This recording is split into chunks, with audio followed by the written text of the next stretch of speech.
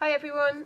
So today we're going to have a look at producing DNA fragments part 3, and that's the use of the gene machine. And just to remind you, because it's all just so confusing, we talked about recombinant DNA technology process.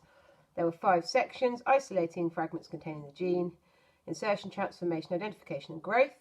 And we were looking at ways of producing DNA fragments that contain genes. So how do we get them? We've talked about reverse transcriptase. Then we talked about restriction endonucleases. Today we're going to look at the final method, which is using a gene machine. Okay, so it's actually pretty smart. What you do, you start off with the protein that you are wanting to produce. Okay, so let's imagine for us we are going to try and produce some human insulin because we need to make lots and lots of human insulin for diabetics, don't we? So we get some insulin protein, okay, which is just going to be this tangled mess of polypeptides. Okay, what can we work out from a protein? We can work out its amino acid sequence. Okay, so we can untangle, as it were, our protein, and we can work out what amino acids it's made from. Okay, that's pretty straightforward. Once we've done that, if we know the sequence of the amino acids, we can then work out the sequence of the mRNA. Because, for example, if this was an amino acid that was coded for with mRNA triplet of UUA, then we would know that this part of the mRNA would be UUA, for example.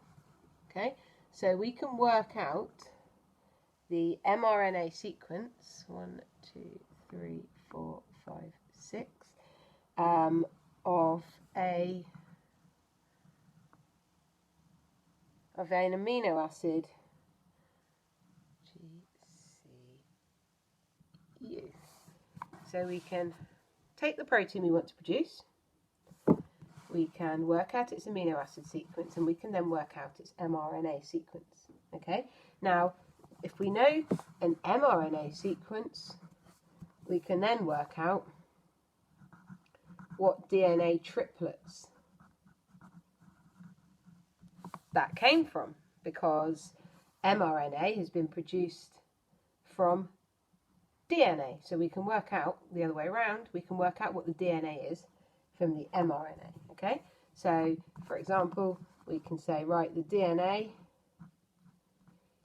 5, 6, the DNA that made this mRNA must have been T, A, C, C, G, T. Okay, so using the mRNA, we can work out what the DNA is.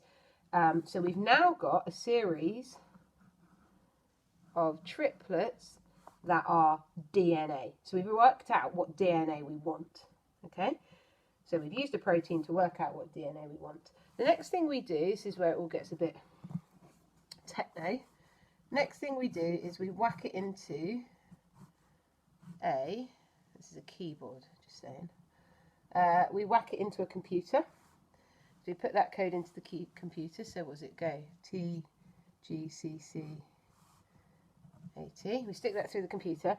And what the computer does is it basically checks. So the computer has a look at that sequence and checks it. And it checks it basically for 3 things. It checks it for biosecurity. Biosecurity is basically all about keeping the DNA that you have produced safe from escape. So stopping it from accidentally escaping from the lab. So that's what biosecurity is about. It's checked for biosafety. So biosafety this is what films are made from. Biosafety is about keeping the DNA safe from misuse. And then the third thing that is checked for is ethics. So is it ethically safe? Is it ethically something that we should be producing? Okay, once you've got your sequence and it's been checked, you need to actually make it. So the first thing that you do when you're making it is you make up some things called oligonucleotides.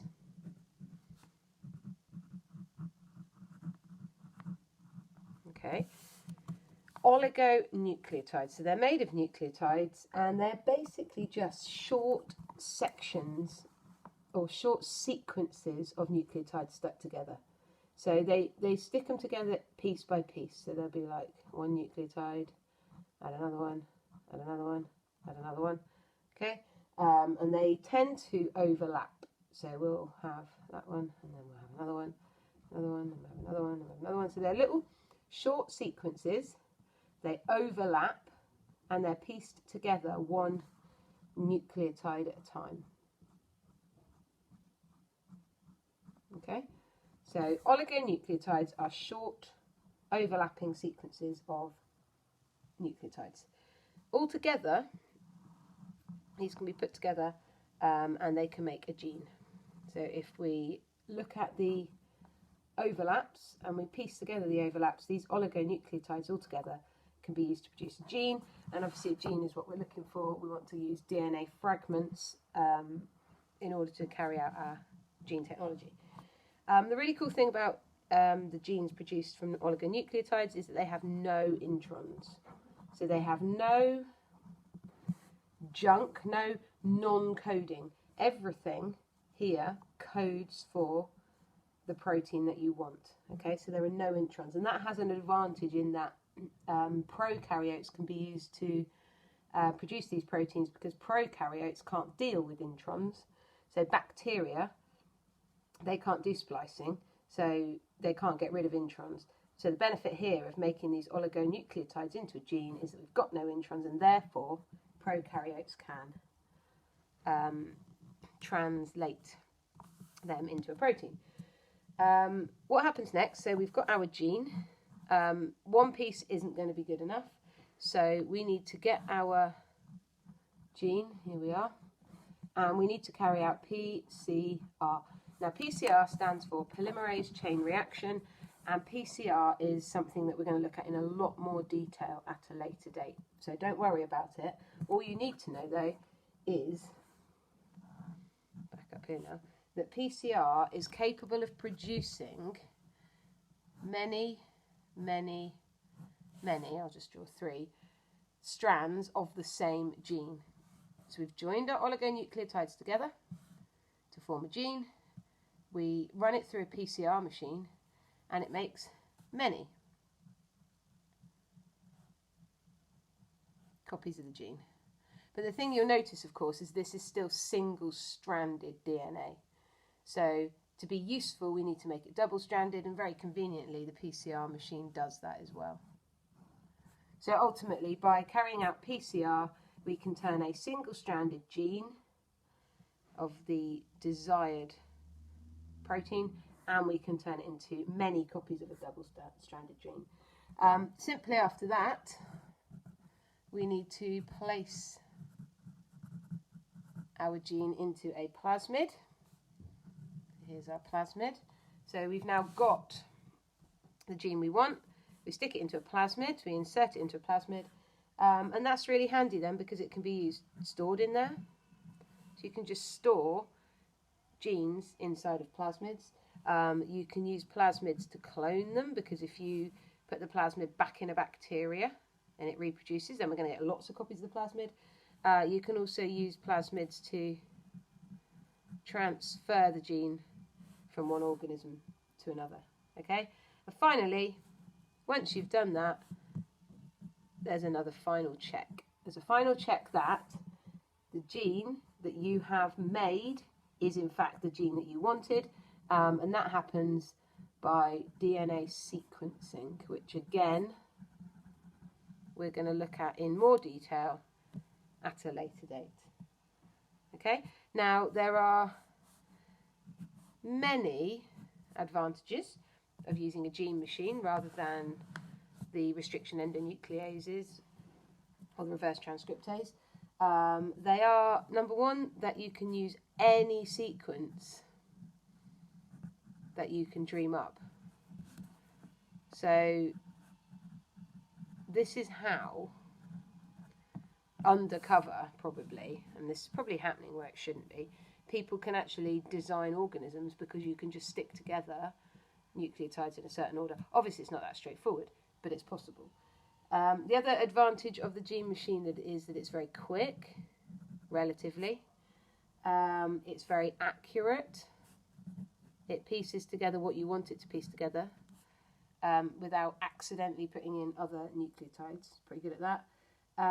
And obviously the no intron thing means that prokaryotes can be used, so bacteria can be used to translate the gene and turn it into a protein.